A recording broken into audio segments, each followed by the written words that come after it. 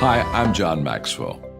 When the top companies in the world are looking for trainers, speakers, and coaches, there's one name that stands above the rest, and that's Maxwell Leadership. Our certified team members have gotten proven results for companies all over the globe, and our reputation, I'm proud to say, is second to none. Some of our members have risen to the top of their profession, including the one you're going to meet today. I proudly introduce you to my friend Bob Fabian Zinka. Welcome to the Leadership and Success Podcast with your host, Coach BZ, where we help you lead with purpose and succeed with impact. If you're ready to grow into the kind of leader others want to follow, this podcast is for you. If you're determined to elevate your success and leave a lasting legacy, this podcast is for you. As my mentor, Dr. John C. Maxwell reminds us, everything rises and falls on leadership. Our goal is simple: to inspire you, challenge you, and equip you with insights that can transform the trajectory of your leadership journey. Welcome aboard to another episode of the Leadership and Success Podcast with Coach BZ.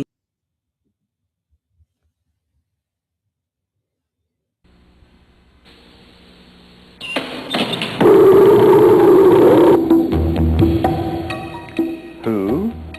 Hi, I'm Vendor, and yes, you have been expecting me. I'll be your guide, playing the devil's advocate as we peer into the depths of what keeps us afraid, angry, ignorant, and immobile. Dreams mold future realities, and our dream for Who is to inspire our viewers to become actively involved in the critical issues that affect all of us. Who will be exploring perplexing subject areas regarding the environment, human services, arts and culture, health, politics, metaphysics, education, and whatever else is necessary to inform you. You draw your own conclusions.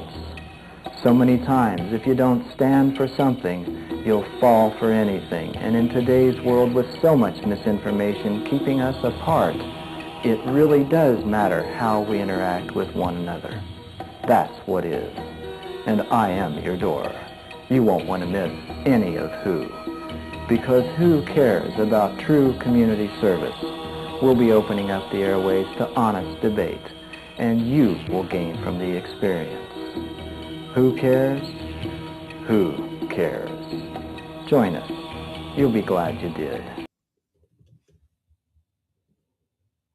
Hey, thanks for stopping by. Would you like to take a deep dive into some really weird conversations with really interesting people from around the world that bridge inner and outer realities? Well, stay tuned, or tune in, or just click the button, or do whatever it is that you need to do to get to YouTube and Apocalyptic Chats. One world in a new world. I'm your host, Zen Benefiel, and I want to say I love taking these deep dives with others and uncovering, unveiling what's inside of us that connects us all, and how individuals have done it so that maybe they can guide the way for others to do so too. That's the whole purpose. Learning how to work together better so we can create a better world together. Thanks for tuning in. Look forward to seeing you on the other side. Do make comments, subscribe, and like as much as possible. It helps us all. I'll guarantee it. Thanks so much. Have a great day. All right, everyone. Thank you so much for watching. I have a very, very special episode of the Leadership and Success Podcast. I believe this is the very last episode for 2025. So the last interview for season 4. I'm going to be with a very special guest. But before I introduce him, let me do what we customarily do here. We have to be grateful for something every time we meet, every single day. So what are you guys grateful for today? And actually, before I do that, I want to give a holler at Omar from Phoenix area. He says Zen is a good friend and connection. Thank you so much, and good morning, Omar. And Omar, if you have a question for Coach Zen, please type it in the comment. And also, please let us know what you are grateful for. All right, so let's get into our practice, our custom. Maybe close your eyes and put yourself in your happy place, take a deep breath, and think about one thing you are grateful for right now. I am really grateful for the holiday. 2026 is just around the corner, but really, I am grateful for world peace. I think we really, really need a stable world. We need people from Africa, from Europe, from America, from all around the world, from Asia, to be able to collaborate and work together, right? We need to be able to talk and not pick up weapon and fight. Now, coming from a United States sailor, yes, I am a man of war, but I believe you train in the military.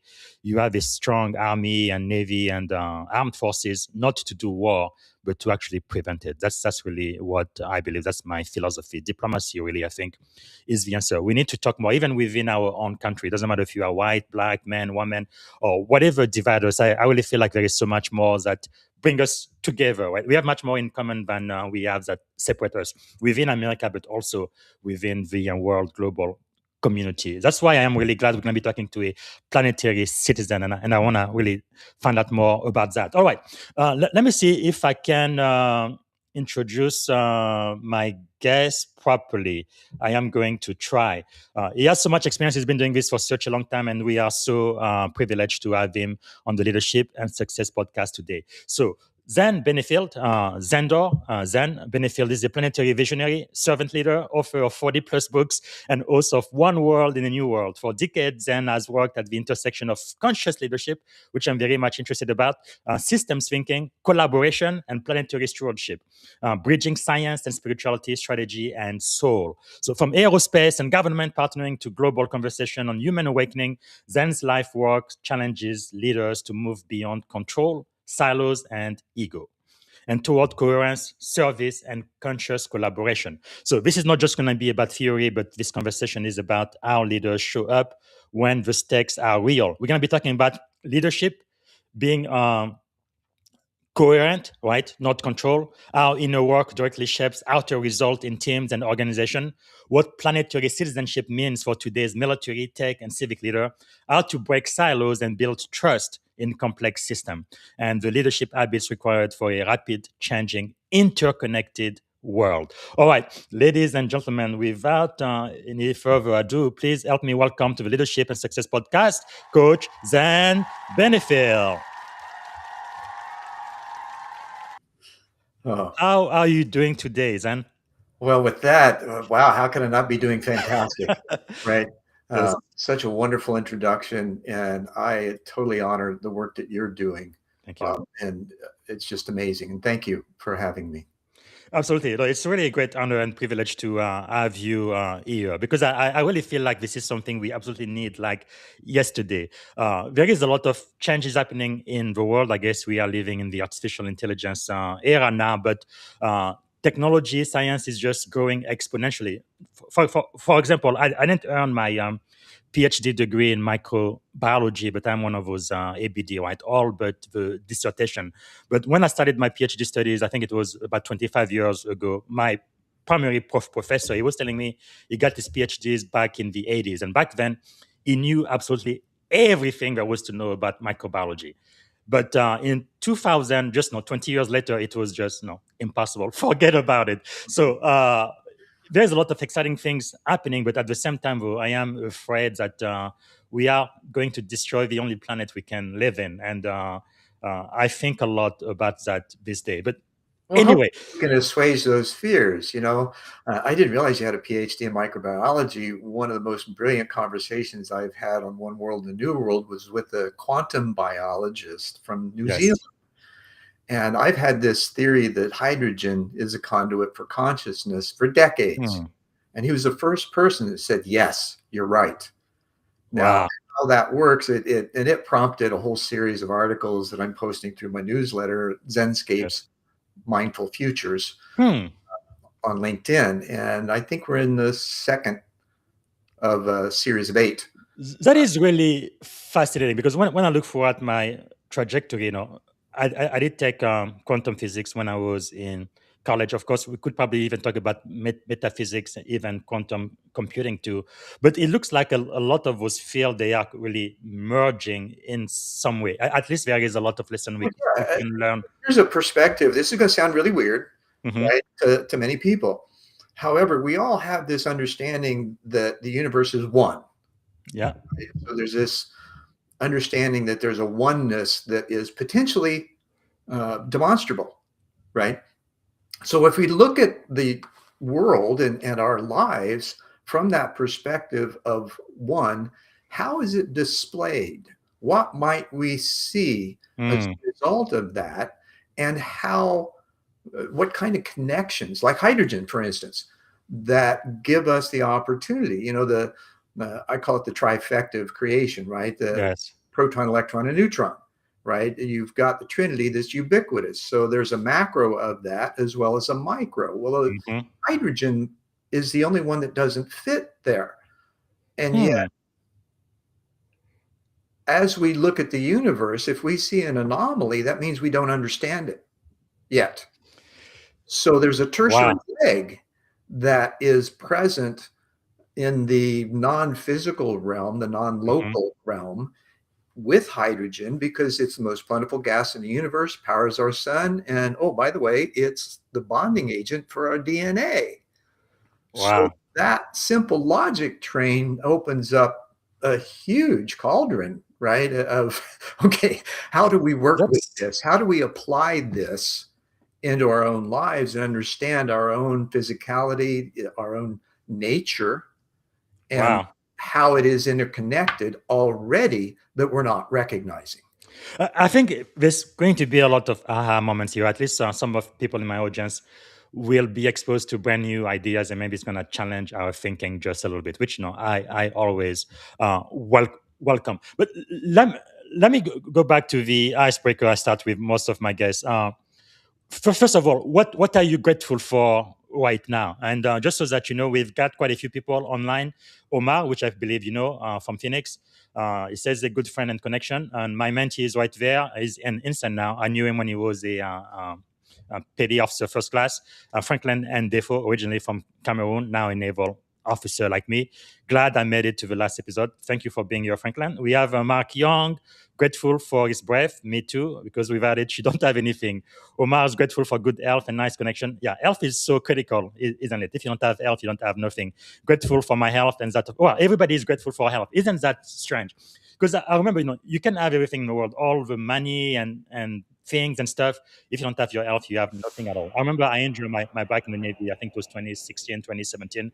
And at times I would spend like 2 or 3 days in bed unable to move. Now, I wish I could give everything I had just for a chance to get out of bed and be able to walk. So I am really grateful for everything. Anyway, and by the way, then part of the reason why I love reading all of the comments from the audience is first time I did this podcast was 4 years ago. It was an audience of one, so I was talking to myself. So when I get interaction from anybody, I am always very, very excited. Well, it's always good to talk to yourself. You just got to be careful who else is listening, right? So, what are you grateful for today, then? I'm going to pull something from the first metaphysical book that I read or that I was aware of, right? And that's I'm grateful for being here now. Hmm. Say that again. That is so powerful. Wow.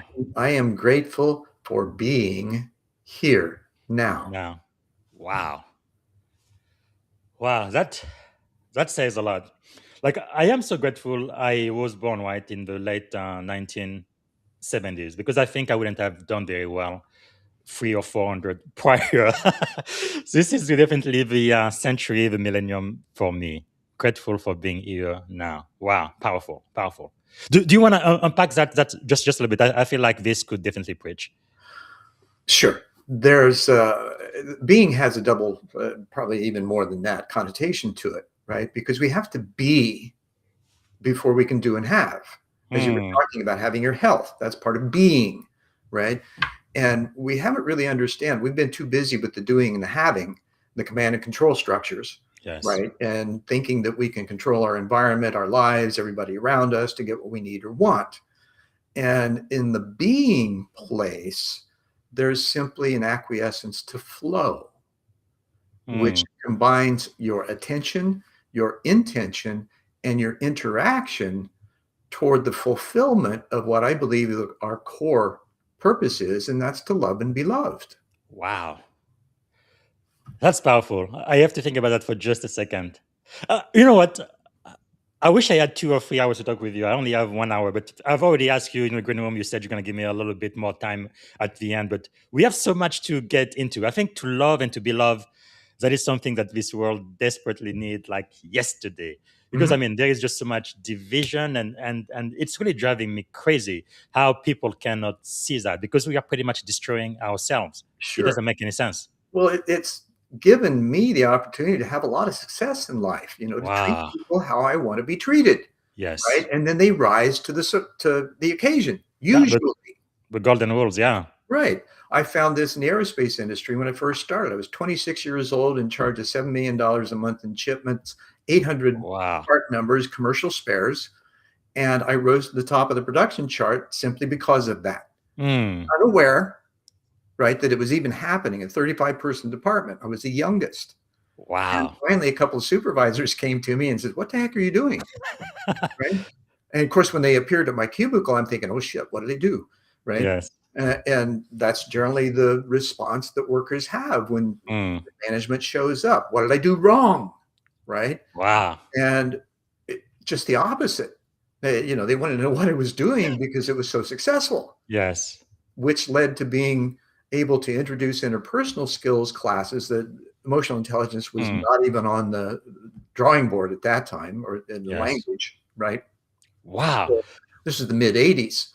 And in a command and control structure, because most of our contracts were military, Yeah. um, even in that realm, it was people beating each other up to get what they wanted or to Yes. rise Yes. on the priority list as far as, getting their jobs done, especially in the Man, materiel department. that is really crazy. I think ego definitely has a lot to do with it. I know I've been in the Navy for more than 21 years now. I cannot believe this. But even the last 21 years I've been in the Navy, things have changed significantly, just the way we lead. When I first got in command and control, I'm the boss, you are not, and competition, and everybody wants to be the alpha male and all of that. But now more and more, especially with the new generation, I had to use my, when I became a commanding officer, I had to use both of my kids right there, Gen Z, to kind of teach me how to inspire and really motivate these Gen Z. Like two-thirds of my command were like Gen Zs, and I couldn't motivate them. They're completely different than Gen Xs and before. They don't just want to get order. They want to see, why are we doing this? Why is this important? So they ask a lot of Well, questions and radical stuff. curiosity that's necessary to lead Yes. us to the next, I call it the Evo leap Mm-hmm. in humanity, is that radical curiosity of asking Yes. why. Because if it doesn't make sense, if you have that sense within you Mm. that things don't make sense, that's not a thinking thing, right? That's a Yes. feeling thing. Mm. And one of the things I talk about is an ancient philosophy that comes from the indigenous world. And that's a three brain system: the gut, the heart, and the head, right? Mm. And the processing that we do currently is from the head down. We're unaware of what's happening in our body. We're pretty much in denial, Wow. except when it gets sick or diseased or we hurt Mm-hmm. ourselves, right? Then there's a focus on it. Instead of relying on that natural design that we have and the Yes. neurosensors now that science is proving we have in the gut, we've all known Mm-hmm. about gut feeling, Yeah. intuition, right? Where did that come from? Well, that's a natural Mm. feature that we have. And Wow. the neurosensors, now that we know from quantum science and particle physics that everything is energy. Well, where do we sense that?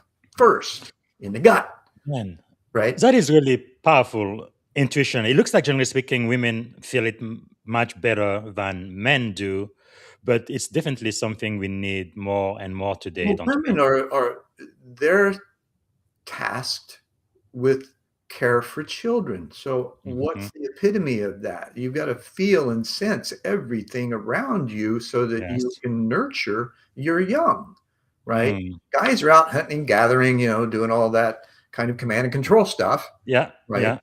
And that's fine, right? I don't want to judge it. It's all part of our evolutionary process.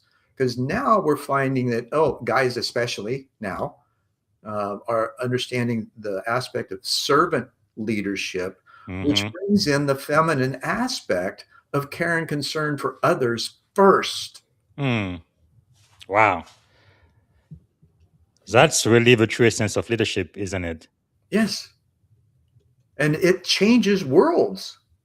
And we see the rapid progress of what AI is doing. It's Hmm. also accelerated our own personal growth opportunity, Wow.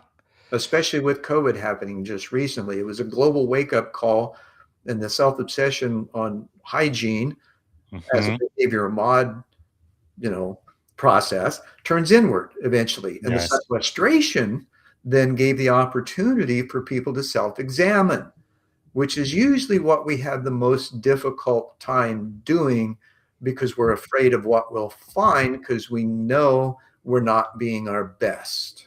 Wow. It looks like this is a very, very special podcast for sure. We're already driving 1,000 miles an hour and we're just getting started. Another icebreaker I normally ask is something about you that most people may not know about. Something, say again, please. Oh, something about you, Zen, that most people, when they first met you, they may not know Um, about. well, I was orphaned at birth. Oh, really? Um, Learned of my Wow. adoption when I was 4.5, which led me, and I'd been to Sunday school. My parents were involved in the United Methodist Church. Dad was a Hmm. 32nd degree Mason. Mom was a tool and die maker for Generous Motors. And mom was a English and lit teacher for 8th grade. And so they Wow. encouraged me to be curious, right? Yes.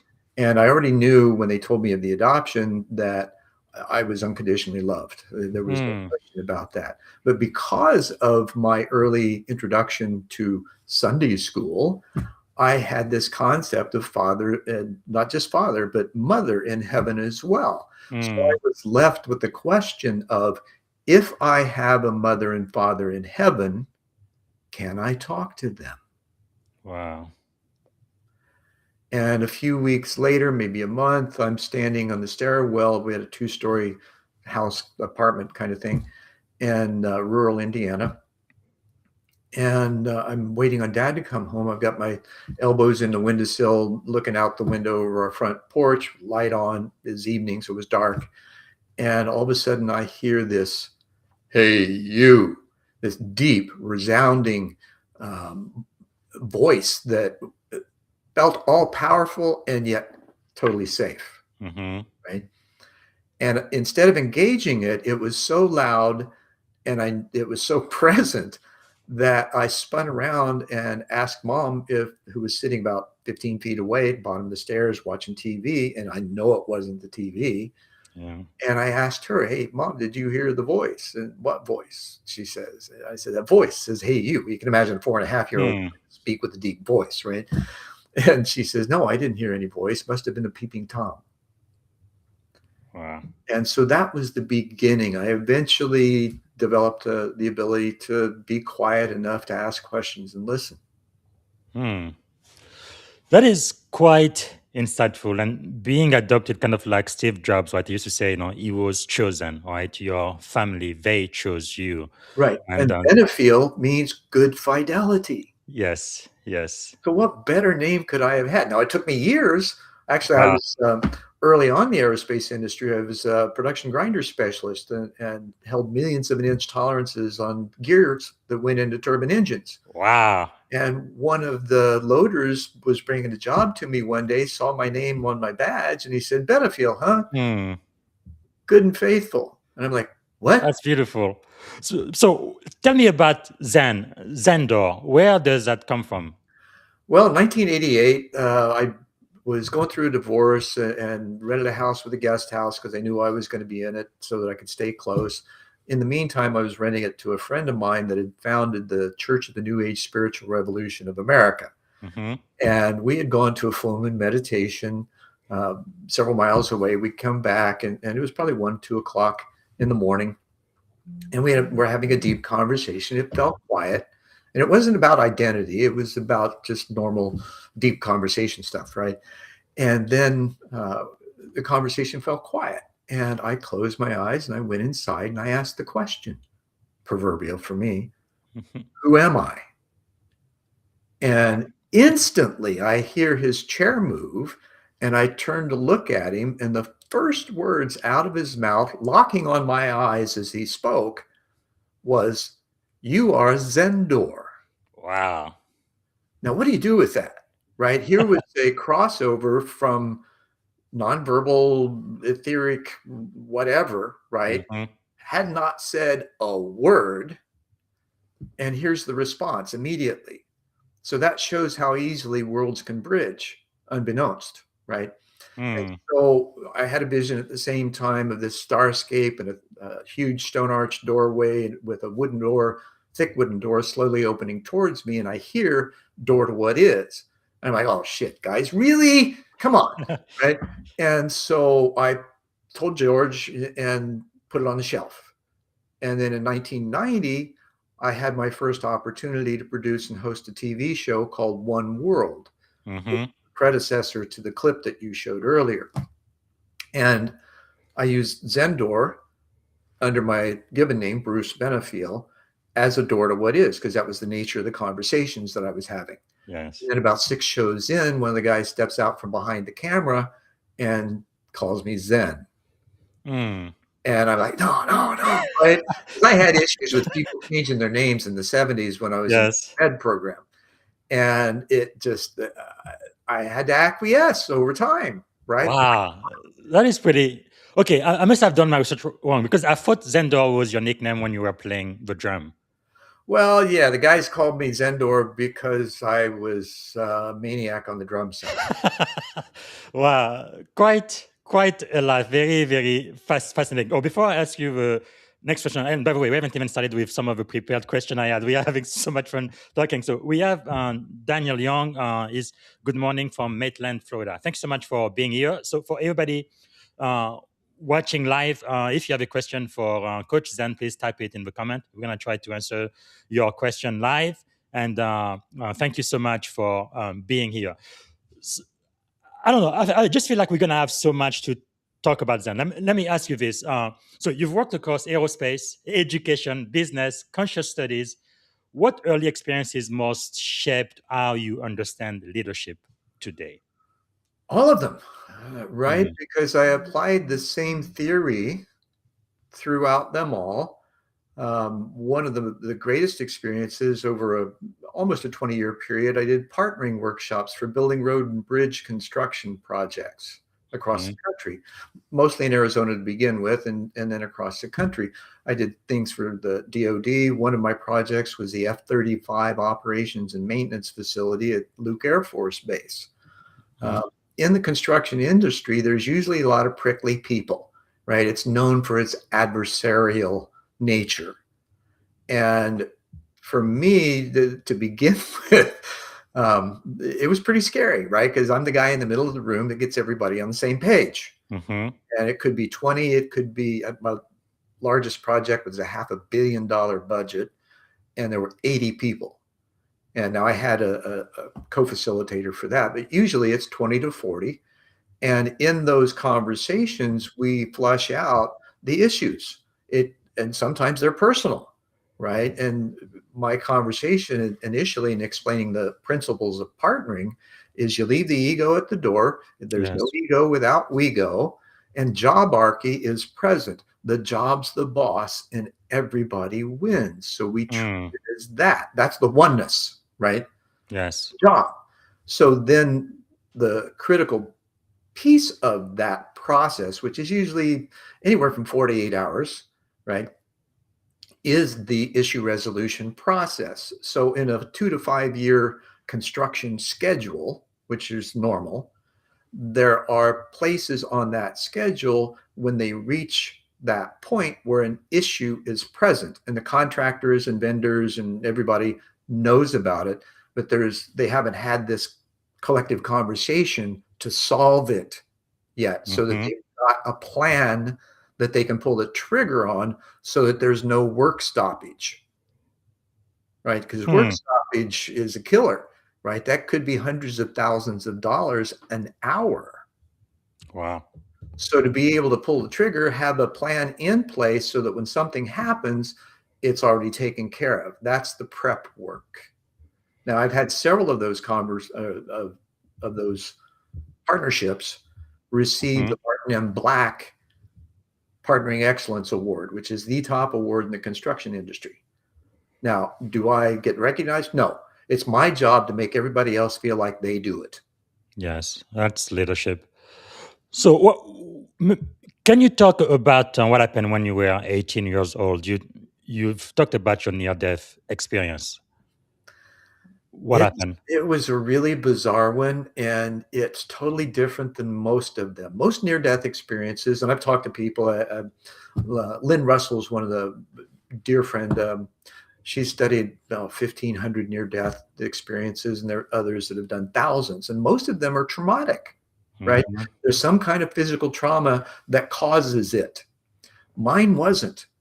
I came back. I was in a pre-med program, Ball State University, Muncie, Indiana. It was about 15. Yeah. Is there anything you haven't done? My goodness.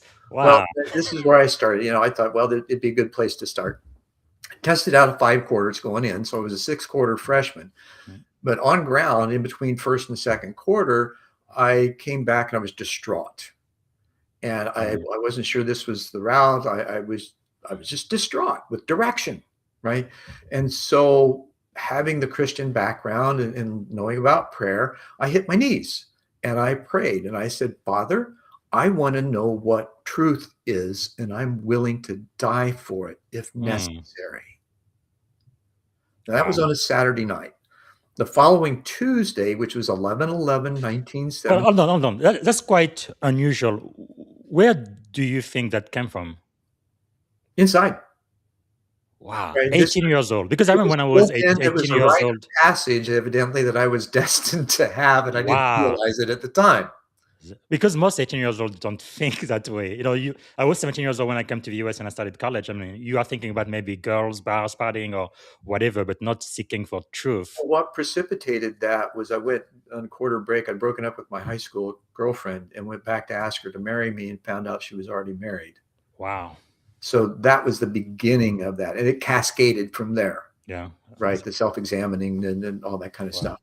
Sure. So the following Tuesday, I came back from class, and I was living in the honors dorm, 4th floor, top floor.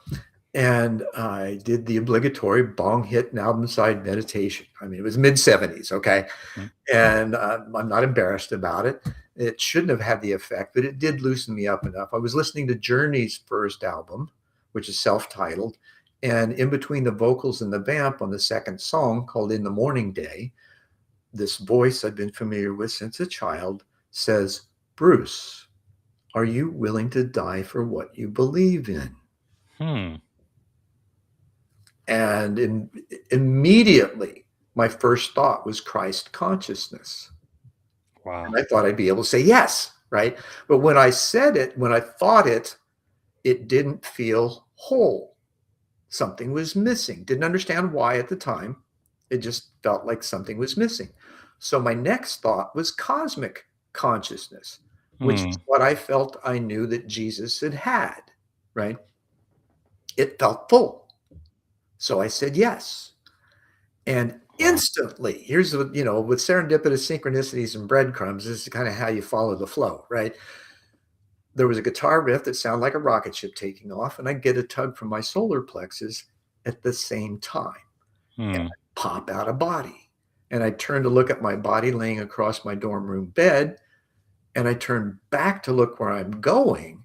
And before I can get turned around, I'm engulfed by this white light that felt so pure, so unconditionally accepting and loving, and words cannot describe it. And yet there was this thinking part of me that was present, unbeknownst initially, and I recognized it was effervescent, iridescent, and high-pitched in sensation. Then I realized I was thinking because I was analyzing it, right? And I thought, hoo-hoo, I'm thinking, I can't be dead. Oh, wow. Is there more? And I didn't waste any time with that, right? I was an impetuous teenager, right? And so I felt a movement, and I'm in an indigo background now with points of light surrounding me. And I know intuitively these points of light are points of consciousness, whether in body or not. I'm not sure because I know I'm not. Wow. but I have a sense that they Hmm. are somehow. And then the voice picks back up, and this is what's led my life.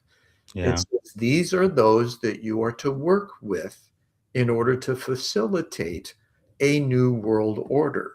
It will happen in your lifetime. Know this to Hmm. be true.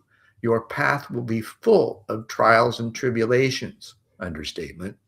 Have faith and trust that everything you need will be there at its appointed time. Trust and Wow. allow. And then I feel another rush of energy and I'm back in my body, keeping my eyes closed, taking a gulp of air. And my first Hmm. realization is we're all cosmic consciousness condensed into form, just unaware. That is quite fascinating, quite amazing, really. Thank you for sharing. But how did that moment reshape your relationship with fear, responsibility, and purpose as a leader? It brought about a sense of fearlessness and a responsibility beyond anything you can imagine. Hmm. Now, the New World Order, as I understood it in that place, was one of harmony among people and planet, which has been my life's work, as to how to figure out how to demonstrate that, how to facilitate it in the workplace, across Yes. every place that I've been. And because I have an intelligence beyond most, I'm very creative, I'm very inquisitive, and I figure out how to do stuff. When I was teaching Hmm. high school, for instance, I had full charge of a charter school curriculum, multi-grade, and I built multiple intelligence learning centers for the Wow. students because it was a big crate. Howard Gardner brought out the notion of multiple intelligences in Yes. '82, I think. Hmm. And so I remember that. this is around the turn of the century when I was involved in teaching high school. And so I Wow. thought, what better opportunity than let's just try it and find out. That's really exciting. Later during the show, I hope we have time to also talk about the implication for artificial uh, intelligence. But first, we have another comment from the audience. Daniel from Maitland, Florida, right? He says, Zen's point about being the guy in the middle at DoD bases is spot on. That alignment work is often the most challenging part of leadership. I believe I agree with that. I actually built a framework around this exact alignment challenge in my new workbook. It is amazing to hear how those same principles applied at the Air Force level. That's pretty cool. Anything you want to add to that, Zen? Resonance, right? Yes, resonance. Truth resonates. Hmm. It's undeniable when it happens because you feel it, you sense it. And, Yes. and and obviously this gentleman's had an opportunity to experience that. Our experiences, our direct experience is what gives us the opportunity to experience truth, Hmm.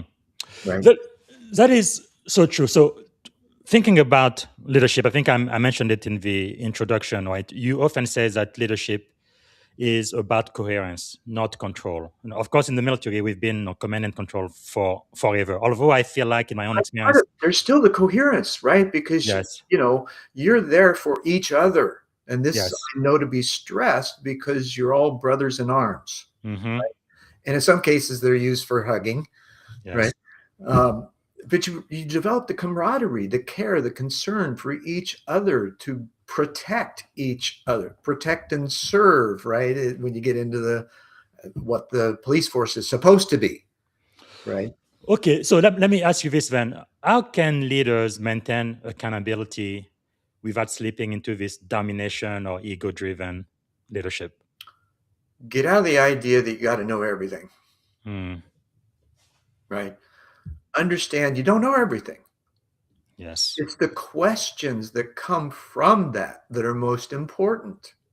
The curiosity drives coherence. Hmm. Say that one more time. That is powerful. Curiosity drives coherence. Wow. Now, the curiosity is in, okay, how do we work together better? How do I best serve with my given skill set, attitude, Yes. competence in this environment at this moment? Hmm. So when you're in the present, the past and future have no say. right? And Lao Tzu gets into that, right? If you're in the past or future, you're stressed. If you're in the Yes. present, you're not. Well, why is that? Because you're totally available to the Mm. flow of what needs to happen, not what you want to happen. So there's emergence of this possibility to coagulate. Wow, that's powerful. Wow. So another thing that comes to mind are those silos, right? Even within organization, but you facilitated partnership across government, construction, non-profit, and on and on. What causes silos more than structure, mindset, or incentive? Tunnel vision, Yeah.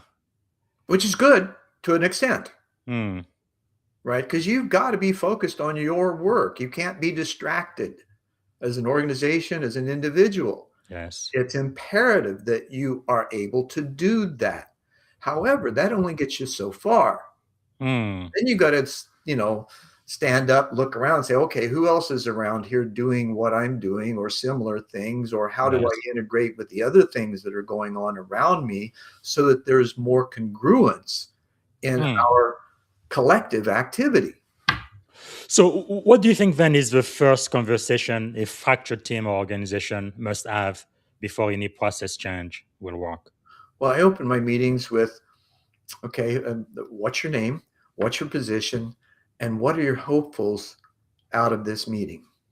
Mm, So that gives me an opportunity to listen to everybody, the level that they're at, what they're yes. hoping for, what their expectations are, right? Because that's the killer, is expectations. They're Hmm. usually never met because there's focus on the expectation, not the flow of the project collectively with a shared mission. So when Wow. that takes place, then there's everybody gets a chance to hear everybody else, right? That's just part of what happens. Then they get to the word that comes to mind is gestate, right? Hmm. And so they sit with that for a while. And as I'm moving through things, there's a skill, ability, technique, talent that I've developed or is natural that Yes. these things come up when it's necessary to bring them back into the conversation and resolve and accentuate that person's desire for outcome. Wow. Now, based on what we talked about earlier, I think ego is definitely a big problem, especially in a hierarchical organization like the military. One thing I tried to do when I had the privilege of being a commanding officer was to create, right, a culture of psychological safety. It doesn't matter who you are and your rank. I feel everybody has something to contribute, right? Trying to Exactly. create an environment where people want to be there first of all, and then once they get there, do the very best work they can. I was even surprised once my leadership team and I we tried to figure out the problem. It took us almost 60 days, no solution. And then I opened it up to the entire command, and one junior enlisted person gave me the answer just like that. And it was just amazing. I guess the question I have for you then is how do leaders create this psychological safety while still driving high performance? Well, when you were talking about that, I was reminded of a conference I put together for ASTD, which was American Society for Training and Development. Now it's called the Association for Talent Development, I think. Mm, And this was in 2010. I was president-elect for the Phoenix chapter or Arizona chapter. And I'd heard a phrase in my MA for management from a study team that was presenting, and it was challenge to change, with there being only 3 letters difference. And so hmm. you take the LLE out of challenge and you have change. Well, they didn't have any words for the LLE.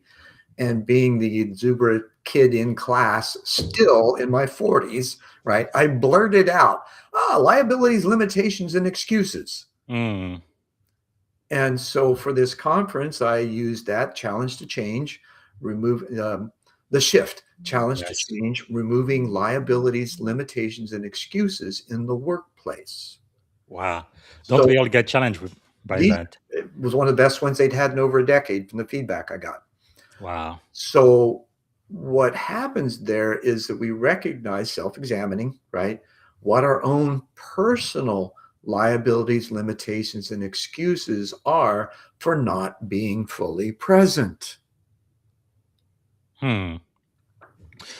That is really something. So let me maybe ask you about maybe some of the internal work that leaders really need to do in order to stay centered, especially those who work in fields that have high pressure, like in the military or even in high tech. So I know many leaders who try to avoid this inner work. They call it soft or whatever. What do you think they misunderstand about its strategic value? Well, there's the yin and yang of project management, right? Hmm. Hard skills and soft skills. Yes. They have to be congruent, right? They work in synergy. Hmm. Both need to be present. You need to understand the work breakdown structure, first of all, what your goals are, how to get there, what the process, patterns, procedures, rules, regulations, all of those kinds of Hmm. things. Then there's the soft side. You got to understand human dynamics, how Yes. to engage people, how to listen, Yes. and really hear rather than filter. Hmm. That is quite powerful. Really, a lot of these things I feel like it's simple but not simplistic, right? And Well, it it's really all comes. very simple, and yet the complexity is in the human dynamics of it. Yes. Wow. That is interesting. Daniel has another point. He says, "Zen that land curiosity drives coherence really hit home. It's the bridge between a room full of friction and a room in alignment. I have found that giving leaders direct experience through guided framework is the only way to make the truth resonate." I wow, that is really cool. I Yeah, again, direct experience, Yes, right? yes.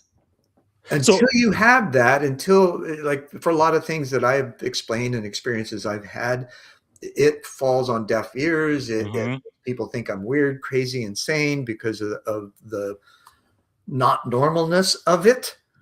Yes. And yet there are those who have had direct experience of similar things that then allows them to hear me from a different place. Yes.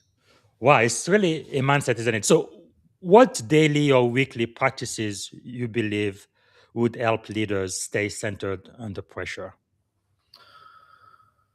Oh, I suppose, again, it comes down to loving and being loved. You got to love yourself first. Hmm. Of the 70,000 hot farts we have a day, brain farts, right?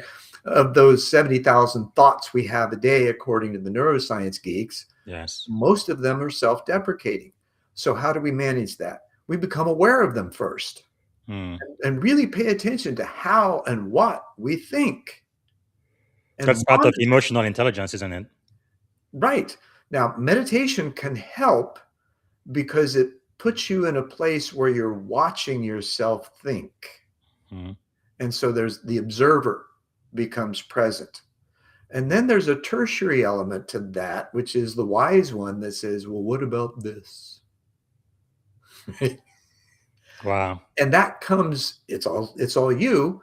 I had a conversation with Dr. Irvin Laszlo, and who's known as the grandfather of quantum systems thinking. And he was 90 at the time. And of course, I made the mistake of saying, we've found out with quantum physics that it's 99% space and 1% material. And he says, I'd say it's 100% energy. Well, Hmm.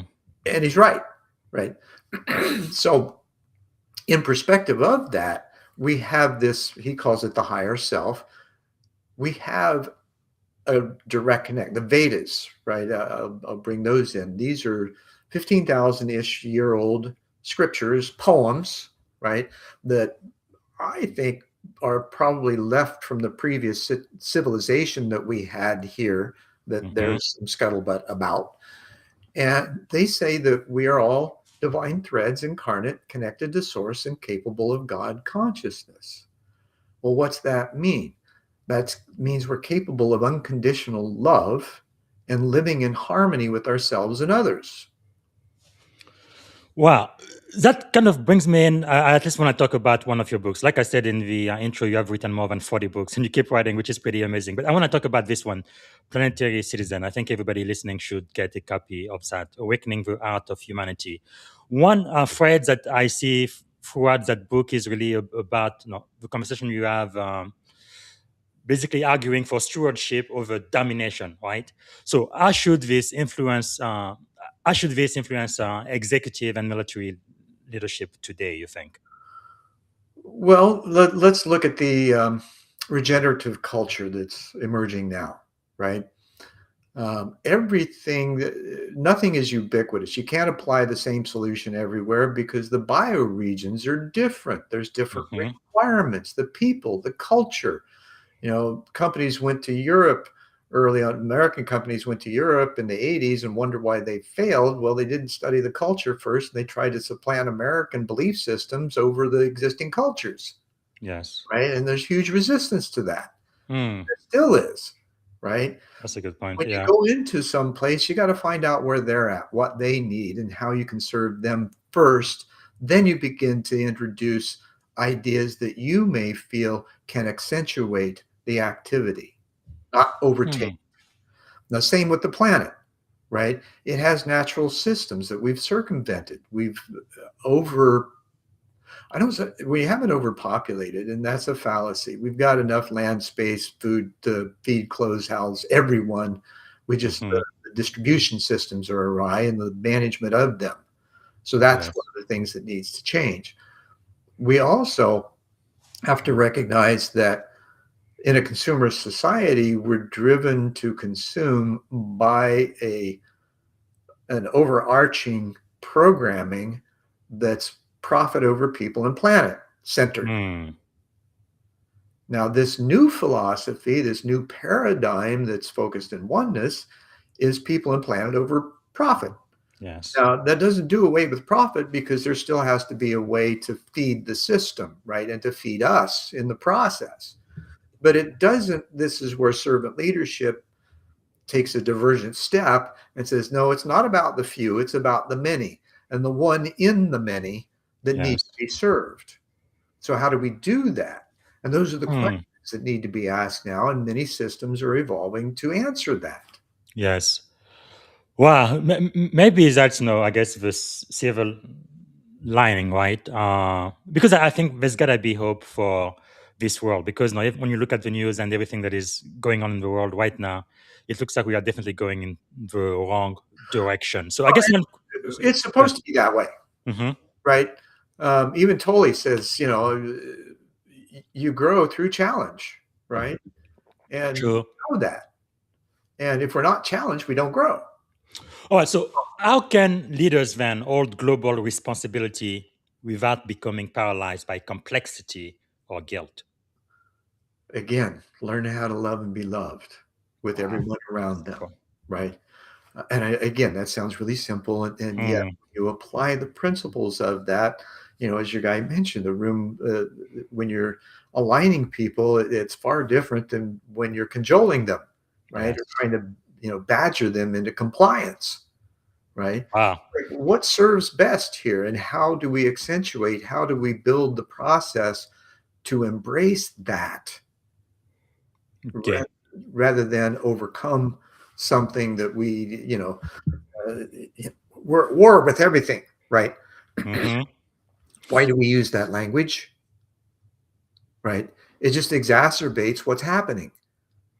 Why can't we Wow. change our language, right? Because language, words cast spells. This is Yes. not mystical. This is reality. It's self-fulfilling in a lot of cases. The words you True. think and use in toward yourself and towards others will produce a certain response. Well, you want a better Hmm. response? Change what you say and how you say it. And don't Wow. assume, because we're so naively self-protective, right? We think everybody's out to get us, right? That's kind of Yes. right? That's not true. Hmm.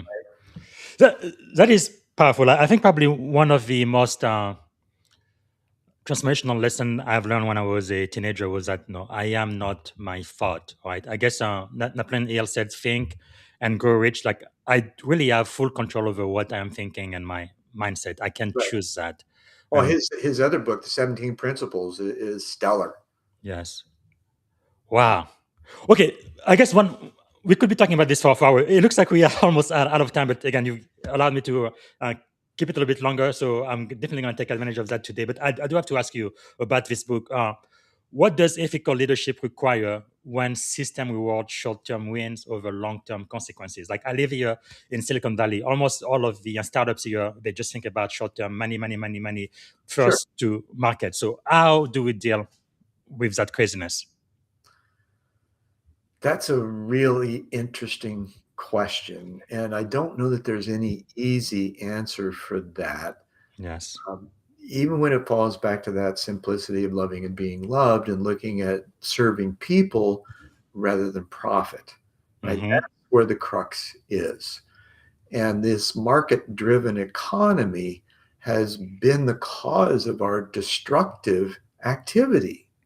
Yes. And we're still, even though we know this, it's like we're, yeah, yeah, yeah, yeah. And I'm still going to do this, right? Yes. You know, it's like a belief system that just won't go away, Mm.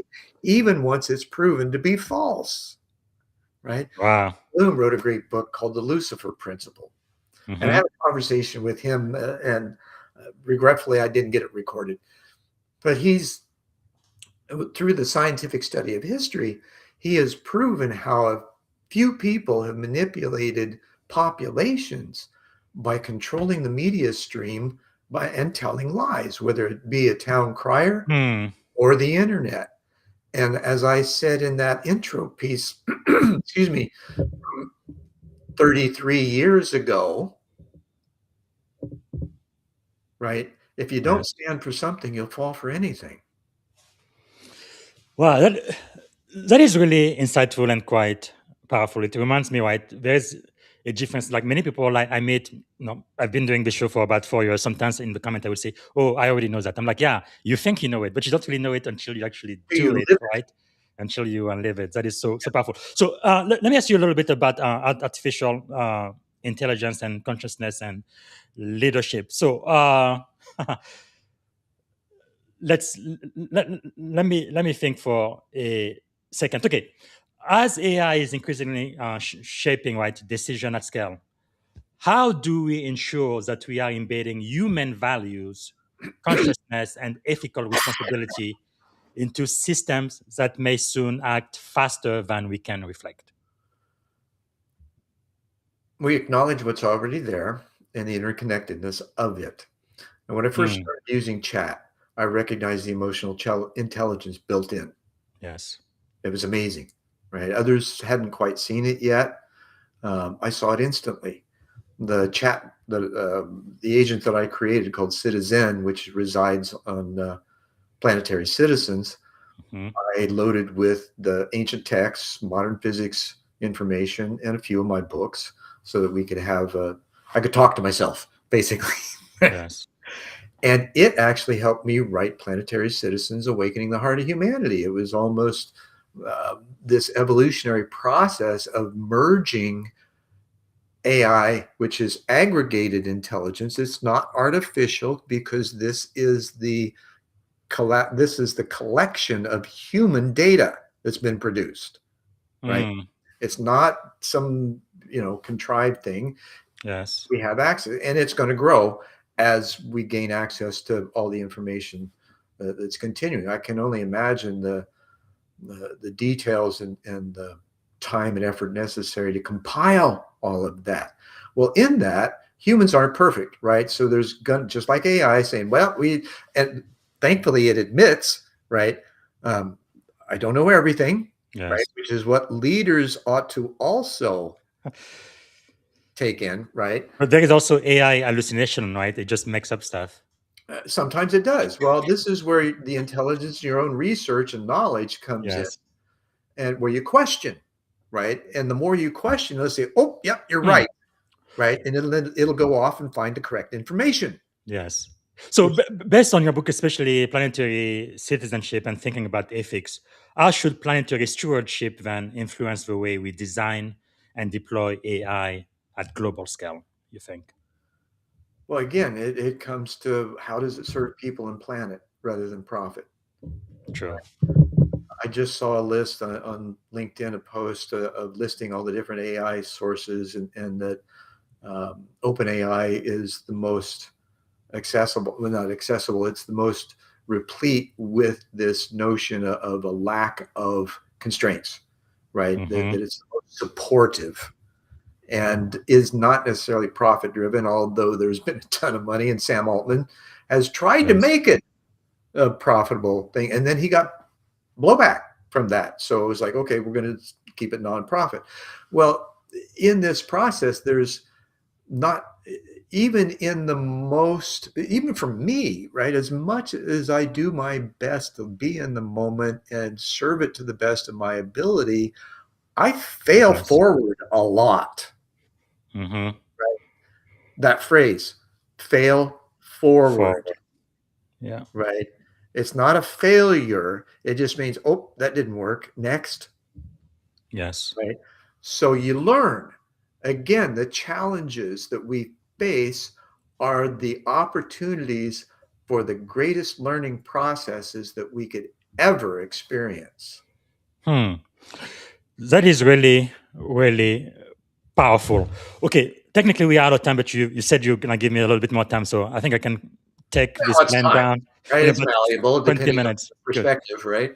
Thank you so much. So now I want to get to the portion of the podcast where I really focus more about leadership principle, right? The way I think about it, I want to really learn what you have learned, but not take what you have earned, and kind of know from your vast experience and see what wisdom my audience can really get from you. Actually, before I do that, there is one more comment from Mark Young, and thank you so much, Mark, for commenting. He says, "We talk with our bodies, and the brain just translate. So close your ears and eyes and feel the conversation." Wow, that's pretty cool. Thanks, Zen, and keep shining. Okay, I guess one question I have for you, just in general, what do you think is the greatest lesson you have ever learned, just in life, in leadership, in general? Be quick to let go of my own expectations. Hmm, powerful. And what? Right. And you hope when you move into any situation, you have expectations of the results you would like to get. Yes, And true. those don't always meet up. Right. So you've got to be able to just let go and flow.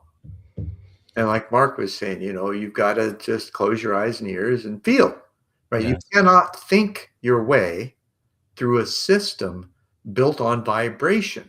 That's creation, right? Hmm. You've got to sense your way through. Now, this is a totally different skill set that hasn't been developed. And part of why I began with One World in a New World is talking about the inner Yeah. experiences that others have and how they've learned how to make those connections and the interconnectivity that happens from that to put it into practical application in their Hmm. relationships, work, and play. So I guess in my experience, it looks like the ego tends to get in the way. But now, you tell me if I'm wrong. I'd like to, I to, don't know to if it's see what you ego think. or just our own stubbornness, right? Because the Mhm. ego is very functional. So, is there a better way we should manage it? Just recognize it. Recognize it that when you're operating from fear Hmm. and adjust. Do your Wow. best to move into that fearless place. It's not always going to be easy, Hmm. and it may not always happen. Because you definitely make much better decision, don't you, when you are in that Right. And when space? you've got a bunch of people, like if you got a squadron around you, you're really kind of concerned of, and you're tense, right? Hmm. In that tense place, you've closed your energy down. You're Yes. not as sensitive as to what's going on. You're not as Hmm. trusting, right? Wow. So when you allow yourself to be fully present with no past experiences affecting the present, Mm-hmm. future concerns affecting the present, only what you can do best in this moment, Yes. then that love, that faith, love, and trust is edified with the results you get. That is quite powerful, and I do think meditation does help with that. What do you think is the greatest leadership lesson or advice you've ever received? Hmm. I go back to treat people the way you want to be treated, Yes. right? Now, if you want to be treated like an asshole, be an asshole, I don't right? think anybody really wants that. No, right? I don't think anybody really wants that. Yes. Yes. But it really goes back to the golden rules, and of course, Jesus in the Bible talked about it. Even pre Jesus, most of the religion or even just Eastern philosophy Sure. And, kind of were I founded will on bring that. up Jesus wasn't Christian, Yeah. right? We build a whole religion around what we think, and this organization, this structure, these structures that are all still fighting with each other as to what the truth is. And Mhm. even with the Bible, who the heck is going to believe that woman came from man's rib? That was a patriarchal move to put women in subservient positions from the get-go. Hmm. Yeah, that's quite fascinating. So let me ask you this. What do you think is the secret to your success? Now, you've been successful in many different industries, from government, contracting, aerospace, consulting, and on and on and on. Not What knowing do you what I think makes can't you do, more successful? not knowing what I cannot do, right? Hmm. Not believing that I can't do something. It's like, I don't know. The idea comes, I don't know. Let's try it, right? Again, Wow, there's that aspect of failing forward. that is powerful. Because you reminded me, my primary mentor is Dr. John Maxwell, and he wrote this book, Failing Forward. I highly Oh, recommend everybody reads that one. Turning mistakes into stepping stone for success. It's really a different mindset, isn't it? It's just a absolutely. mind shift. Right. And this is all about a mindset shift, Yes. right? From being self-focused, little self, Mm-hmm. to the big self, which is the one that's connected to Wow. everything. Two of That, my most recent books, number 48 and 49, mm-hmm. um, which, as I talk about it, I always think of the James Gang and their tunes, number 48, right? Being a drummer, I kind of go to the musical side of things really easily. Well, Yes. there are two books. It's called, both of them are titled Recursive Awakening. Mm. So I bring in the recursive function, which is a system that queries itself for problem solving. Wow. AI, large language models, do it, and so do we. So that's Yes. our congruence there. Now, the first one is about individual. It's called Spiraling from Self to Source. The Mm-hmm. second one is called Aligning Mind, Body, and Spirit. And it's about group dynamics and how to step into those leadership roles more effectively. Wow. So what are you learning right now? I know leaders are learners. I'm learning how to manage being an overcaffeinated octopus, right? So many things are happening with Planetary Citizens and the organizational structure and the dream Mhm. I have to manifest within it, which is providing an atmosphere of collaboration where everybody can come together and there's an element of cross-pollination that wouldn't occur in Yes. the silos we were talking about earlier. Mhm. And so there's a lot of moving parts in that. Being able to Yes. be present and pay attention to what's showing up in front of me to do next is Mm. probably one of the most difficult things I've ever experienced. Wow. Okay. We kind of talked about failing forward, and most people they only focus on their successes. I love this coin because one side says success, the other side is failure. Two sides of the same coin. How has failure shaped your life? Not to get stuck in it, Hmm. right? You cannot be self-deprecating. Yes. right? Why would you want to do that? We're a body of water, right? We're 60 to 70% water. Masaru Emoto years ago proved that thought affects the formation of water crystals, right? So why would you want to put that Mm, into your body and then wonder why you're diseased in any way, yes. right? Because that stems from stress and how you think about yourself. And Mm, we don't recognize that. We think it's environmental, and it's not, because the environment's based on how we think internally. That inner foundation that we have is going to find a way to express itself in the outer world because that's our reflection.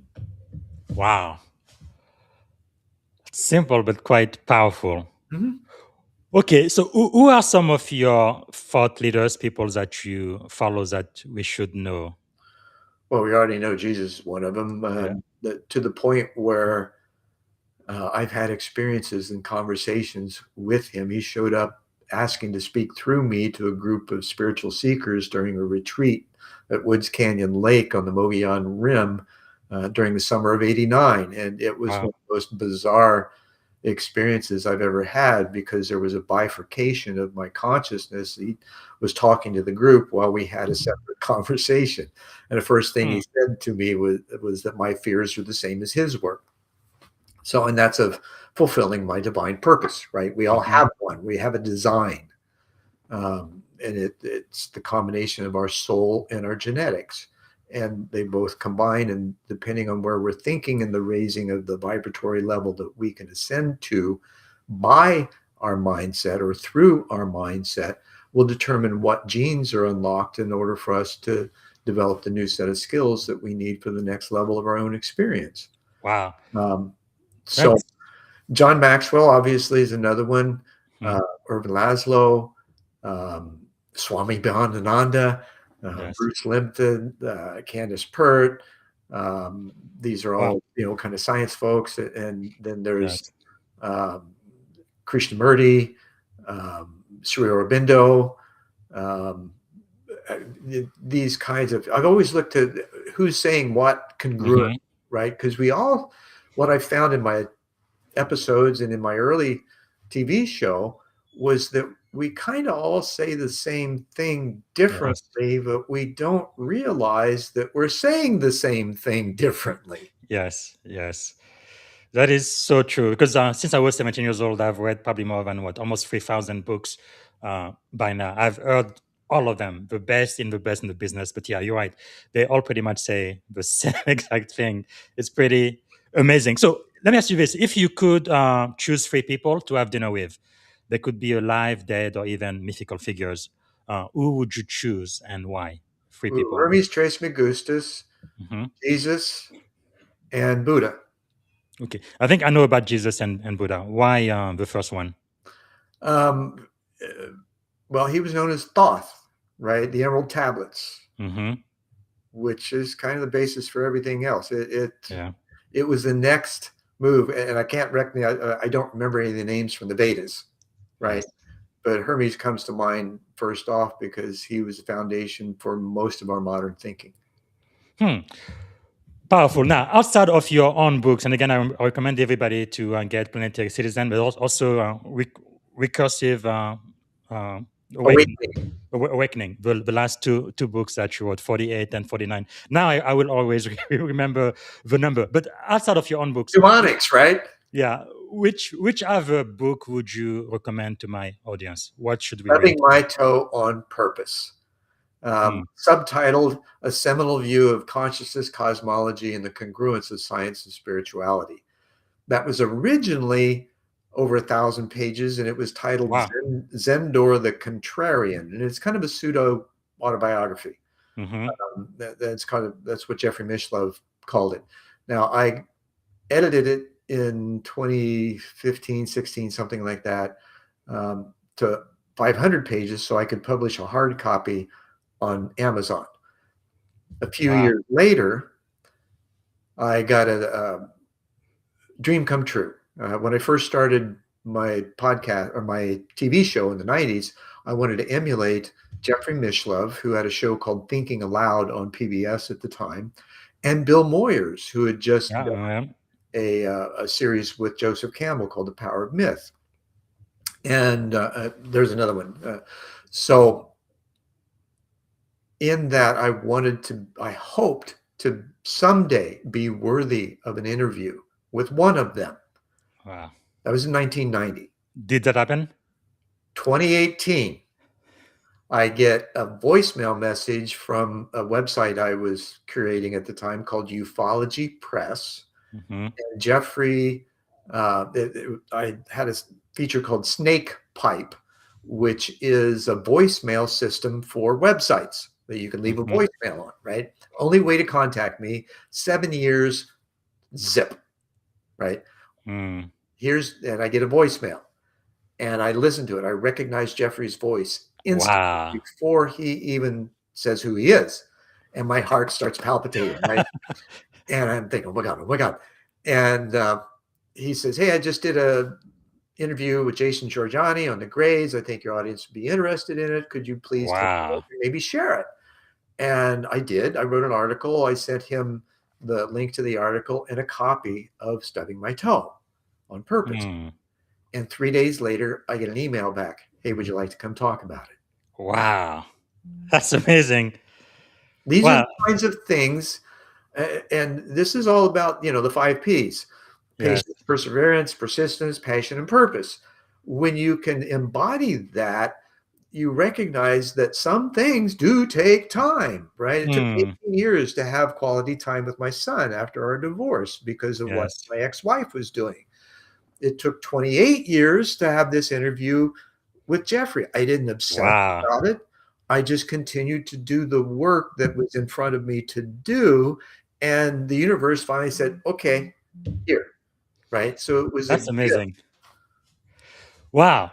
So, is there maybe a song, a book, or a movie that would be your life's theme or anthem? Oh, definitely. In the Morning Day by Journey. Mm. Journey. Yeah. Yeah. We started talking about the journey when you were in The other one college would be at 18. Cinderella Man by Rush. Yes. Wow.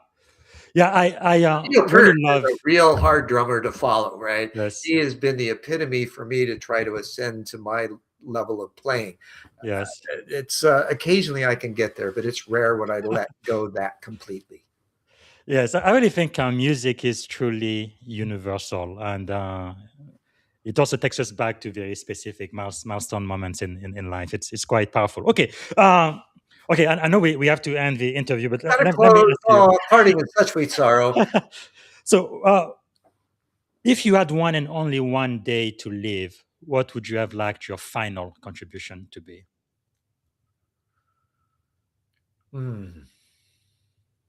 Reflecting on how things actually happened and the new world order that I obviously have come to help facilitate. Yeah. The reflection of acknowledgement that we're there. Mm. Wow, that's powerful. Okay, I think related to that, then, if you had a magic wand and you could solve any problem in the world, when you wake up tomorrow morning, what is the one problem you would like to solve? How we listen. Hmm. Wow, that is powerful. Okay, we are getting towards the end of the show. That's where I ask you. Thank you so much for your time on the Leadership and Success podcast. How can we add value back to you, Zen? Oh, well, gosh, as a coach, I'm always looking for clients. And as a partnering facilitator, I'm always looking to help, groups ascend to their own level of excellence and capacity. So those are two things. My books, right, are another. I really, I can't, you probably can. It's hard to express the gratitude that's felt internally when you see someone acknowledge their own success and their Yes. own level of being able to do something beyond what they thought they could do. Mm-hmm. Wow. All right, Zen. Thank you so much. So everybody, follow Coach Zen, LinkedIn.com in Zen Benefiel. Very easy. And this website even easier, bethedream.com. I'm sure there is a story about being the dream. Can you share a Oh, little bit? quickly, sure. I started it when I was in the middle of the aerospace industry and trying to get interpersonal skills classes, realizing that Wow. the bridge of spiritual and best business practices needed to happen in order for things to feel whole, right? Yes. And so I registered Be the Dream as a business name, Wow. thinking that at some point in the future, both my outer activity and my inner awareness would be bridged through actually being the dream. Yes. And then That's powerful. that happens, like Zig Ziglar says, you help enough other people get what they want, you'll get what Yeah. you want, right? Yeah. It's not about wanting. It's Yes. about showing up and being present. And Man, that creates the joy of the abundance in the experience. that's so powerful. Don't just have a dream, be the dream. I love that. So, is there a question I should have asked you, Zen, that I haven't asked yet? Anything else you wanted to share? You've been exquisite Thank as you. a host, Bob. I just, my heart, hats off to you. Thank you. Well, I think you have a lot to teach. So we're gonna be landing this plan down in the next 2 minutes.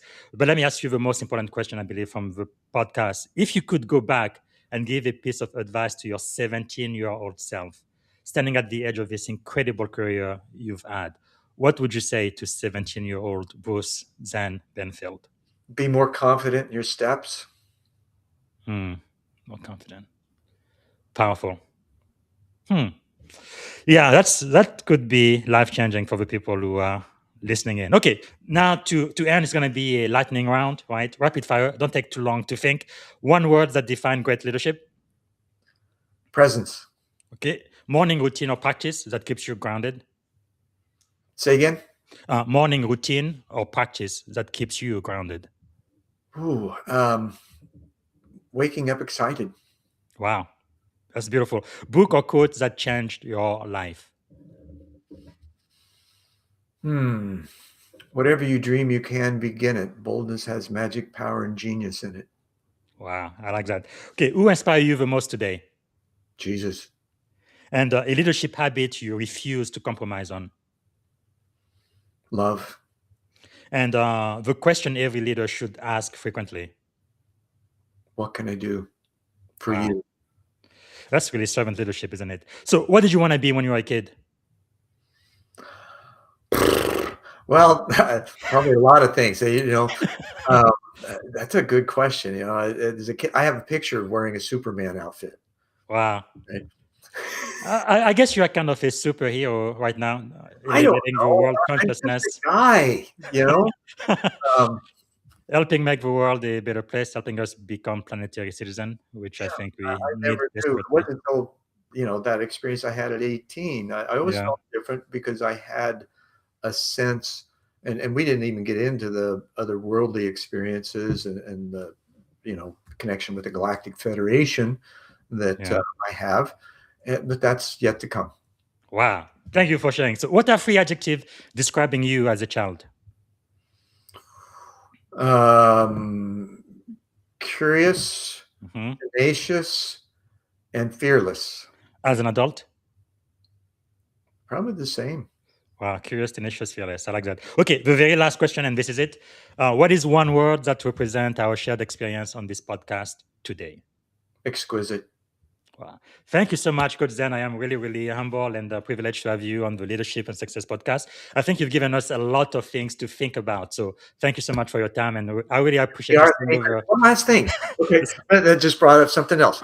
So, in my studies and when I had my awakening, the first thing that I did is I went to the university library and looked up the term Satan, because there was all this scuttlebutt about, oh, be careful of the light. It's a Satan disguised and whatever. Okay. Or Satan appears as the angel of light. Mhm. Well, and he is the light bearer. That's what he's called. Lucifer, right? The light Yes. bearer. Well, when I looked up in the dictionary, the two volumes, right? The A through L and M through Z. The very first reference to the word is Greek thetan, Thetan. It means thinker. Interesting. So think about this possibility of a fictitious enemy that was created to manage populations. Wow.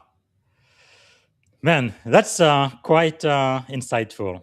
Thanks again for sharing. And we have Daniel Young. That's the last comment we're going to get from the audience. Seeing this partnership in action is exactly the planetary vision we need. I think I agree. Thank you, Zen and Busy, for showing us what coherence looks like. I'm inspired to share a breakdown of how on honor mode support this exact mission on my profile. Incredible episode. All right. Thank you. Thank you so much. I am really, really privileged. Thank you so much, Coach Zen. And I appreciate your time on the Leadership and Thank you, Success Bob. podcast. I love you, man. Thank you. Me too. Wow. All right, everyone. This has been quite an incredible episode. So, again, if everybody would please follow the one and only Coach Zen, and you can go on LinkedIn, Zen Benefiel, and on his website, bethedream.com. And also, don't forget to get a copy of his best-selling book, Planetary Citizen. And I will be updating the digital bookshelf I have for the podcast and include those books so you guys can get a copy. Okay, that's it for today. And now the next interview. So this is the last interview for 2025. And the premiere interview we're going to have for 2026 is going to start on Friday. I can't believe it's 2026 already. We're going to have a one and only, doesn't need to be introduced, 4-star General Gary M. Brito, U.S. Army, recently retired. He is the People's General, 4-star warrior, and future focus. We're going to be talking about leading the Army of tomorrow. You do not want to miss this. And then on that same day, I'm also going to be talking to police officer Dr. Beth Sanborn. She's a DPA, a school safety leader, advocate, and scholar practitioner. We're going to be talking about the missing piece. And then right after her, I will be speaking to, where is she? Terry. We're going to be talking to Terry Maxwell, business architect, growth catalyst, conscious capitalist. We're going to be talking about conscious capitalism in action. So that's going to be pretty interesting. And then I will have the Dr. Shona Dark Springer, PhD. She's trusted, relentless, and perceptive. We're going to be talking about mental warfare and moral courage. Relentless courage, if you remember, I interviewed her co-author, Sergeant Michael Segru, and she's written many other books about being a warrior and beyond the military, so you really don't want to miss it. And then on the same day again, I will be talking with Dr. Dina Brown, PhD. She's a founder, speaker, executive coach, part of the Maxwell Leadership. Like me, we're going to be talking about stillness meets strategy. You really don't want to miss Friday. That's going to be the busiest day of the Leadership and Success podcast for season 5. And then I believe on Sunday, I will be talking with Daya Ramesh, cybersecurity leader, founder, operator, and mentor. We're going to be talking about cybersecurity is existential. So we have a lot of interview later for you guys. And thank you again for watching the Leadership and Success podcast. And I really hope this adds value to you. So the live replay is available immediately on LinkedIn and YouTube. And it should be available on all of the major podcast platform in a couple of hours or so. And later today, I will be writing an article that's going to summarize what Coach Zen and I talked about. And I think it's really, really urgent. It's very important. It is timely. It's something we need today. Conscious leadership. All of us becoming really planetary citizen. We need more love, not war in this world. Okay. Thank you so much. Happy New Year. And thank you for watching. Bye for now. Thank you for tuning in to the Leadership and Success Podcast with your host, Coach BZ. If today's episode added value to your leadership journey, be sure to subscribe, share, and join us again for more wisdom nuggets on how to lead better and achieve greater success. Remember, leadership is the most critical skill of our time. The world will always need leaders to inspire others, drive innovation, and execute meaningful strategy. So why not count yourself among the bold leaders shaping the 21st century? Until next time, stay inspired, stay committed, and keep leading with excellence.